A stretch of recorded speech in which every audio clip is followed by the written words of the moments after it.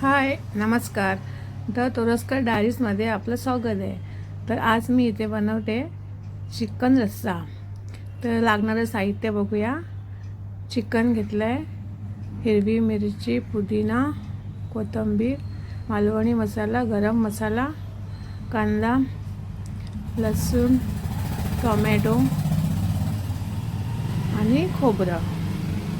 आता खोबरं आधी भाजून घ्यायचं.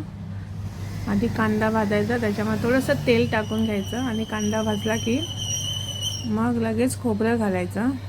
ह्याच्यात मी थोडंसं अर्धी वाटी सुक्या खोबऱ्याची घेतली, कारण सुकं खोबरं आपण वाटपात घातलं ना की चिकनला कधी पाणी सुटत नाही आहे.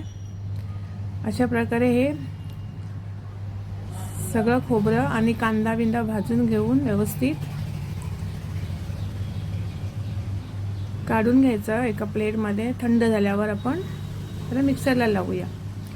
तर मी इथे आता आधी ओलं खोबरं भाजणार आहे. त्याला थोडंसं जास्त वेळ लागतो आणि नंतर सुकं खोबरं वेगळं भाजून घेणार आहे, कारण सुकं खोबरं जास्त वेळ लागत नाही आहे, ते लगेच भाजून तयार होतं. आणि आता मी हे बघा इथे ओलं खोबरं अजून भाजते आणि आता मी इथे सुकं खोबरं भाजून घेते. हे बघा, सुकं खोबरं जरा स्लो फ्लेमवरच भाजायचं, पटकन ते जळू शकतं म्हणून. आणि आता मी अशा प्रकारे इथे नंतर दोन्ही पण मिक्स करायचं आहे. अशा प्रकारे मी इथे सुकं आणि ओलं खोबरं भाजून घेतलेलं आहे. आता मी इथे ह्याची पेस्ट करून आपलं कोथिंबीर, पुदिना आणि ओली मिरचीची पेस्ट करून घेतलेली आहे, ती चिकनला लावून घेतली आहे. आणि आलं मीठ लावून आणि दही घातलेलं आहे. हे सगळं जरा अर्धा तास लावून ठेवायचं आहे चिकनला. हे बघा, अशा प्रकारे मी अर्धा तास लावून ठेवलेलं आहे. त्याच्यानंतर मी भांडं चिकनसाठी ठेवून तेल गरम झाल्यानंतर मी थोडी पुदिना कोथिंबीरची पेस्ट केली होती, थोडी ठेवली होती, ती मी आधी तेलामध्ये भाजून घेते. नंतर आलं लसूणची पेस्ट घातली आहे. हे सगळं व्यवस्थित भाजून घ्यायचं आहे तेलामध्ये.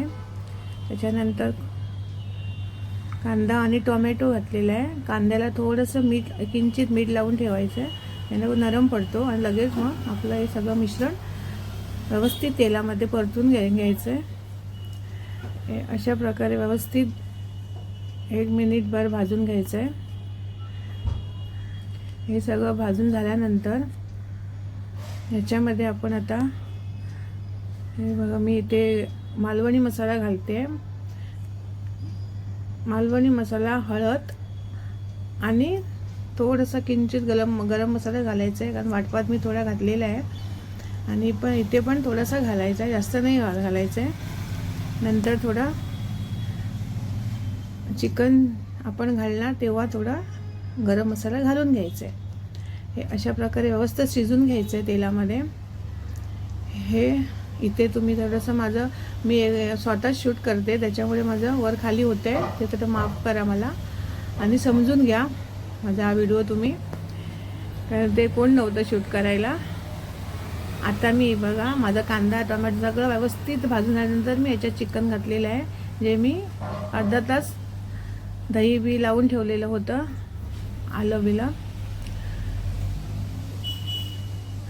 आता मी घालून हे व्यवस्थित आता थोडंसं पाणी घालून शिजून घ्यायचं आहे, झाकण मारायचं आहे. हे बघा, अशा प्रकारे व्यवस्थित शिजून झालं. 5 मिनटं चांगलं 5-6 मिनटं शिजवून घ्यायचं. नाही शिजलं तर एक पीस काढून बघायचं. हे बघा, माझं चांगलं चिकन सुटत चाललेलं आहे, व्यवस्थित शिजलेलं आहे. आता मी याच्यामध्ये वाटप घालते, जे मी मागचं भाजलेलं होतं ते वाटून घेतलेलं आहे, ते मी इथे तेवढं नाही लागत आहे, थोडंसं लागतं आहे वाटप. हे बघा, आणि आपल्या किती पातळ पाहिजे त्या हिशोबात थोडंसं पाणी त्याच्यात ॲड करायचं आहे. शिजल्यानंतर व्यवस्थित तयार झाल्यानंतर पण याला जाडसरपणा येणार आहे. चांगलं आता परत 5-6 मिनटं उकळून घ्यायचं आहे चिकन. हे बघा, अशा प्रकारे हे चिकन मध्ये मध्ये ढवळून बघायचं आहे आणि मीडियम फ्लेममध्येच शिजवून घ्यायचं आहे. आणि अशा प्रकारे आता माझं हे चिकन रेडी झालेलं आहे. हे बघा.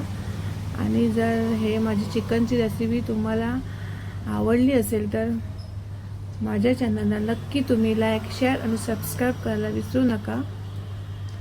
आणि पुरीबरोबर तुम्ही हे सर्व करा. एकदा नक्की करून बघा, नक्की तुम्हाला आवडेल. बाय.